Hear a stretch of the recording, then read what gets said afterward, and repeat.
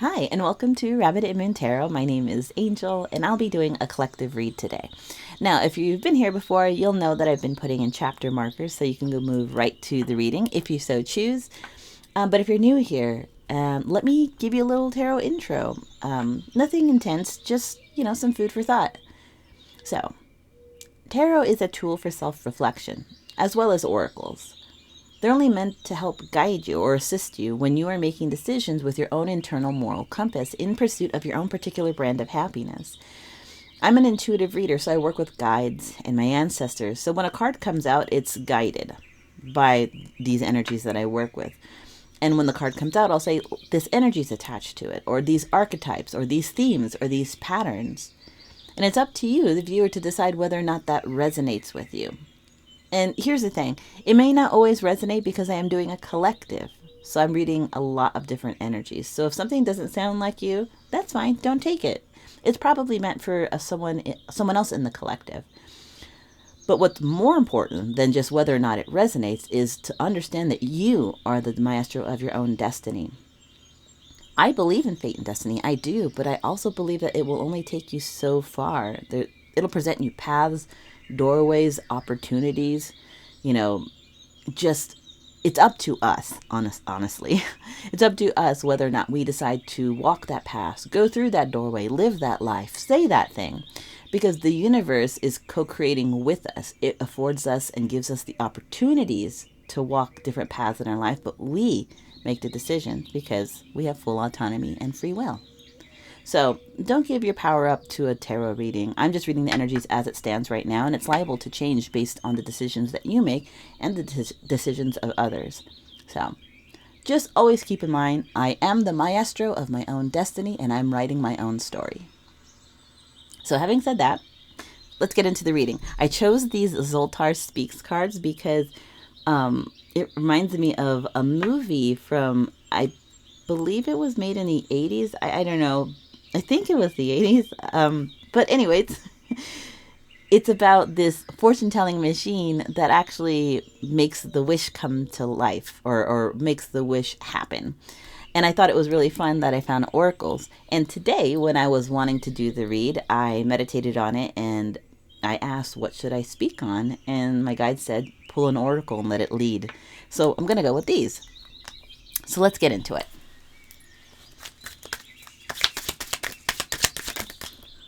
Oop, one just popped up and hit me in the face. So we have that one. We're going to grab 3. Okay. 2. This is just to kind of give us an energy of where we're going. Okay. And then that one. So since I held that one up, we'll start with that one first, even though it was the last one. So we have one mouth but 2 ears. So spend twice as much time listening as talking. Offering your opinions is fine, but try to be brief and to the point. And don't begrudge others the chance to share their views. You don't need to agree. With each attentive moment, you will uncover new perspectives and untold stories. Hear people out and let your presence be a sanctuary where others find understanding. Allow them to feel truly seen and valued. Savor the new connections that may blossom from such encounters. Lend your ears to the world, and you will be gifted with expanded understanding and unexpected blessings. Enjoy the harmony that emerges when words and silence are perfectly mixed. Ooh, this is giving me Bruce Lee energy. He said something similar with, and maybe perhaps that's where the inspiration came from. I think Bruce Lee said the same thing. We have one mouth but 2 ears to listen more than you speak, because what does he say? When you speak, you're only speaking about what you know, but when you listen, you learn. I love that. Okay, so then next energy we have, even a good boxer takes time out between rounds. Just as a skilled boxer retreats to their corner for respite, remember that rest is a vital part of the journey. Embrace moments of pause to regain your strength. Even champions recognize the value of rejuvenation. Recharge your spirit. with renewed energy, and you'll conquer rounds ahead with unwavering determination. Absolutely. So true. I mean, I just heard, remember to treat yourself. I mean, yes, absolutely. Okay. You are judged by what you do. Do not, no, sorry. You are judged by what you do, not by what you say. Talk is cheap. Actions are the true measure of someone's character. Align your deeds with your high-minded words, and your metal will shine. If your actions are noble and pure, your nature will be obvious to all. No words will be necessary. Embrace the power of integrity. It is the cornerstone of trust and authenticity. Deeds, not talk, earn admiration and respect. Remember, however, that this works both ways. A bad deed will follow you forever, and no amount of words can undo the damage it does to how you are perceived. Consider your actions carefully beforehand, then move forward with your plans, ready to make your words reality and your dreams come true. Ooh, that makes me think of a quote, and I hope I get it right. If you know the full quote, just put it down in the comments. It's from, I think it's a play, or even maybe it's an actual historical document. That part I'm unsure of, but this quote has lived with me for a really long time. The evil that men do live on after them. The good that men do oft lay interned with their bones. Which, in the context of that quote, and I hope you'll excuse the swearing, 10 attaboys is erased by one shit. Layman's terms, right?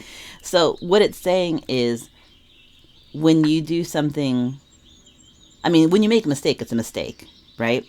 You can be forgiven for it. You can grow from it.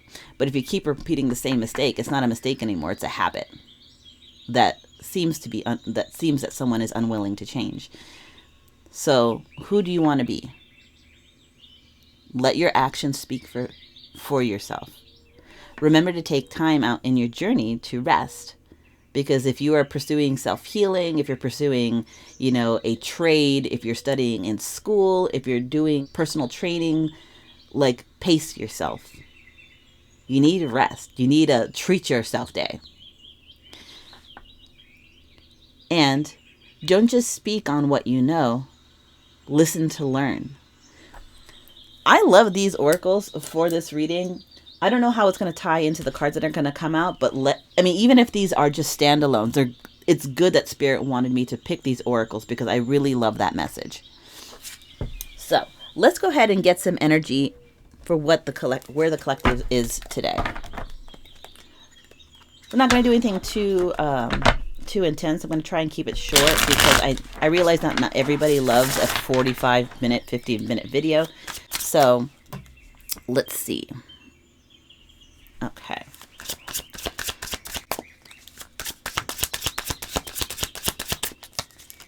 Okay, what is the collective's current energy? So we've got the moon, which could represent uncertainty. We have the Seven of Wands, which is which is defending. Let me put these over here because we have more room that way. And then, okay, so what we have here, it seems like there's some uncertainty about this connection here. And when I say connection, this doesn't have to be romantic, but it could be. But it is something that is from the past. This could be a past relationship. This could be a childhood friend from, way back in the day. It could be a coworker you knew from back in the day. Someone who has an existing relationship with you or had an existing relationship with you in the past. There's something about that connection that is uncertain. Like I just heard, we're not sure how it's actually happening, but it feels like whoever is reminiscing on this energy is also really defensive about it. And it could be defensive as in someone asks, hey, so what happened to so-and-so? Or weren't you on a fitness journey? Or how's that job training going? How's that coworker that and that person is just like, well, it's just that, and gets defensive, right? But it also, take it as it resonates. It could be you may not know, or your person may not know what the status is of this relationship from the past, this childhood friend, how they're doing, this coworker that you used to know, this fitness journey that you were on. You're unsure whether or not, if you reconnect with it or you try to do it again, whether or not it's successful. When people ask about it, you stick to your guns. Again, I'm hearing, so whatever happened to so and so? How's that training going? How's your coworker? They're like, and this energy is like, it's fine. We're good. We're good. I'm still pursuing that. I still believe in that. I still want to, mend that bridge. I still want to dive into self-help or fitness, even if I did take a break from that. And the break maybe was a little longer than I thought it was going to be because it was the past energy, but that doesn't mean that I'm not going to do it. You're defending your point. So you could be defending or defensive. Let's see what else have we got. Okay, so then we have the 10 of Cups. Okay, so let's talk about romance. For those that it resonated up to this point, that may just be your message. But for those that it has to do with romance, looks like we're having a continuation. So there's some uncertainty about this past relationship. Perhaps stay. He's wiggling. Stop. There. There's some uncertainty about this past relationship, and I do get the inkling that this relationship that you're looking retrospectively on is one that either brought you a good amount of happiness, a fair amount of happiness, or you were hoping that it would lead to this ultimate happiness. When people do ask about it, it still applies. It may be that you get a little defensive when people are like, so whatever happened to that person? I thought they were your soulmate. And I say it like that because I'm hearing it like that. I thought they were your soulmate, and they're like, well, they are, and you get defensive, or your person gets defensive, or it could be same kind of like, nah, kind of energy. So how's that person? Oh, I thought they were your soulmate. I thought you loved them so much. Then the defending is that you or your person being like, yeah, I mean, I don't know what's going to happen, but yes, I still love them. Yeah, I still believe we're going to be together. I mean, we're not together now, but all in divine timing. When the time is right, things that are meant for us will happen. Like they don't get shook by someone questioning where they're putting their priorities. We have the Tower in reverse. So, okay. So there is something that has transpired in this connection. This is why it's uncertain. Something had transpired in this connection, that, and this is, oh my goodness, it's all wiggly. Behave. Something had transpired in this connection, and normally when the Tower comes in and it has to do with the relationship, oftentimes the Tower is upright. The crumbling of the foundation, or the removing of a connection, because it's necessary to heal, or it's necessary to move on from that, especially if it's disempowering or unsupportive, or dangerous. But if it's a matter of like deeply loving people and there wasn't any toxicity in it, maybe misunderstandings, and the Tower comes upright, well then these two people needed to separate, to go their own ways in order to heal, or to get back on track to pursue their life's purpose. And it always seems like it is unknown to them. With the Tower in reverse, it makes it seem like someone in this energy knew that the connection between the two was going to end. But I'm also still hearing, I know we're meant to be together. We're supposed to be together. We're meant to be together. I saw this ending coming. I knew it was going to happen. But I also know we're supposed to be together, because that's soulmate energy, and that's 10 of that. So why they knew or how they knew, this person could have some level of precognition. Maybe they read the signs, maybe there's really strong gut intuition.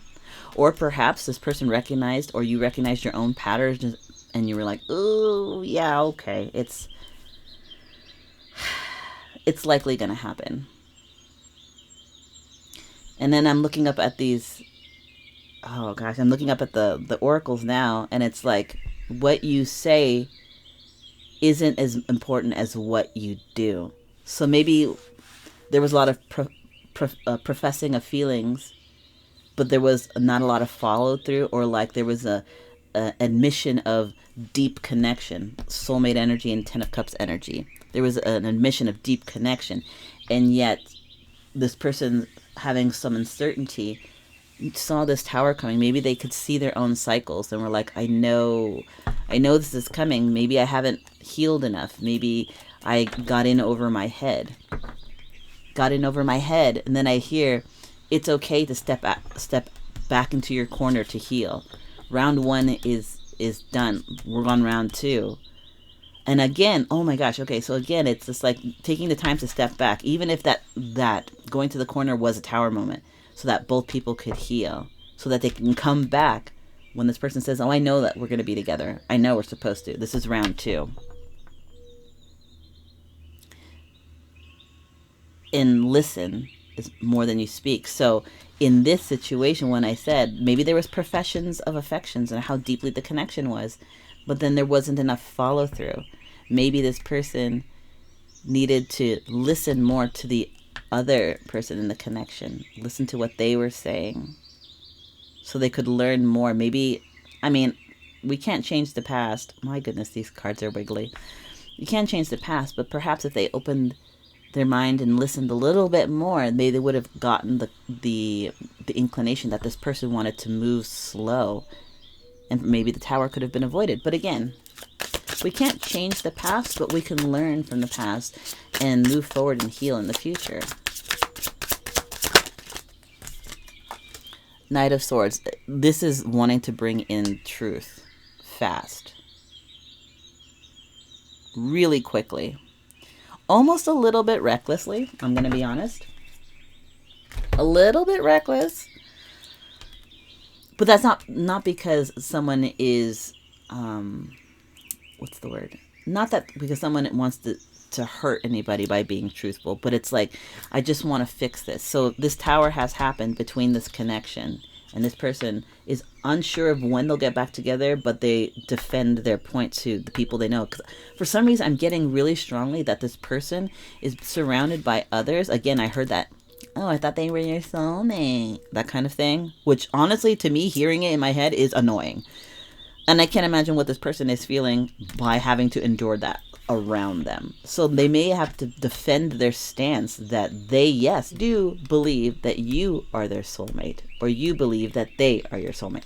And they often have to maybe contend with like friends or family or even coworkers poking fun at them, even using the term soulmate or like deeply connected. They may be getting feedback from family and friends that are like, just move on, just move on. Happiness can't be found in another person. It has to be found within. You have to love and be happy with yourself as you are, as your whole person on your own, without anyone else attached to you. And then when you feel like that, then meeting someone that you can love, it's a healthy love.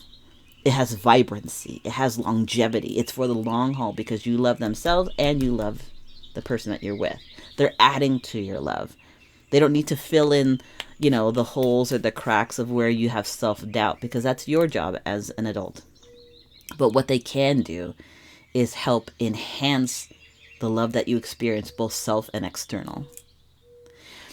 I do get this energy of this person wanting to come in quickly because of this tower moment. Like, again, because they saw the tower moment coming. They knew it was going to come. They knew that, there was going to likely be a separation point, and now they want to come in to bring in a truth, what is the truth? Now I have to figure it out. This is supposed to be a short reading, and now I have to grab another deck to figure out what it is. Hold on.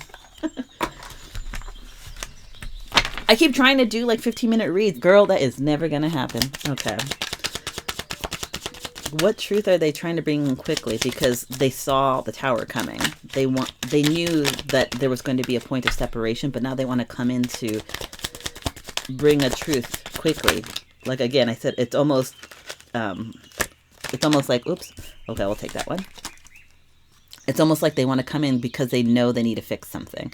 So we have King of Wands. Yes, absolutely. This person is coming in hot, coming in passionately, coming in with a plan. This is a person of action. This is a person who's impassioned. This is a person who sees. Oh, okay, okay. I was going to say the King of Wands is someone who sees their worth and knows what they want to do, knows what they want to pursue, and pursues it with passion, with structure, with integrity, and knowing that they're bringing something to the situation. Maybe that's why the Knight of Swords is coming in so quickly. And I said recklessly because oftentimes coming in that quick with truth does feel a little reckless, but maybe maybe it is a little reckless in a hasty way, but they may have finally gotten the memo that they do love themselves. They do see themselves as worthwhile. Yeah, no one's perfect. No one's perfect, but they're in a way better place. And they're like, let me just fix this real quick because last time I knew this was going to happen because I didn't love myself enough. But now I can come back to my Six of Cups, Ten of Cups person and be like, hey, look, I'm feeling great about myself. Or I'm doing much better and I'm on that road, to the 2.0 version of myself. Okay, let's look at what the Tower was in reverse. The Tower in reverse is clarified by the Ten of Pentacles. Yes, you knew, or your person knew, that this Tower was going to delay their chance at having this, like I call it, like the whole complete stable home life. Not just love, but finances, spirituality, family connections, job, artistic endeavors, anything that makes your home a home. Maybe you need 10 cats. I don't know. Maybe you need 4 dogs. I don't know. Whatever makes your home a home that makes it feel complete and full of life and love. The Tower that they knew and could see coming was delaying them achieving this. But again, perhaps this is why the Knight's coming in full throttle. They just open the throttle on their bike and they're like, let's go. That might be a message for someone. Your person, you or your person may ride a motorcycle and may have, this may just be for 1 or 2 of you, but may have a little bit of reputation to be a little bit of a daredevil with your bike. Coming in hot. Okay, Ten of Cups. Let's clarify and get some more information on that Ten of Cups. Ten of Cups is clarified by the Hierophant. So not only did you see this person as your soulmate, and Ten of Cups, emotional fulfillment, but you saw them as a deeply spiritual person and this connection being deeply spiritual. I just heard, when I say soulmate, I'm not fucking around. Okay, I believe you. I believe you. I can see it here. Also, okay, with the Hierophant, I also hear higher levels of commitment. So this person may have never thought about like truly being like a domestic partner or being engaged or being married or hand fasting or jumping the broom. Maybe they really never thought that was for them, but I feel like that might change with whoever this energy is. Take it as it resonates, you or your person. Six of Cups. Six of Cups is the World card. And I'm not trying to be like cliche, but I mean, Six of Cups is like past relationships, soulmate energy, a soul tie. With the World card, it's like, I have to be, it's going to be cheesy. I'm sorry, but it's what I heard in my head. It says that you are their world. Everything about you or everything about your person is your world. Like once you met this person, it felt like walking into Oz, like Dorothy from The Wizard of Oz walking into Oz, and recognized that by meeting you or by you meeting them, they had opened the door to a whole new realm of existence. Like just, you know what I mean? Okay, so Seven of Wands is defined by the Four of Swords. So not only is this person defending how they feel about you to the people that they need to, especially that, I thought they were your soulmate. Ugh. That's so irritating to me. The more I hear it, I really just want to be like, get out of my head. as much as they are defending themselves and their stance and how they feel about this connection, they also are taking time to heal.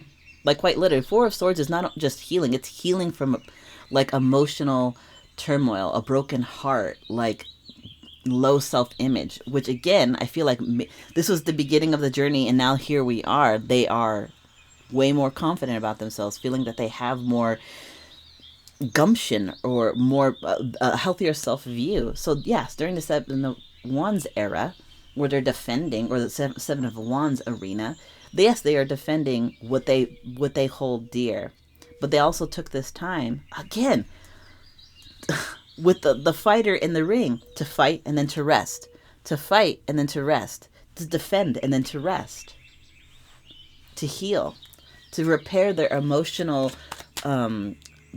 state, to have a better, healthier view of themselves. And then the Moon card. The Moon card is defined by the star. I love these two celestial energies together.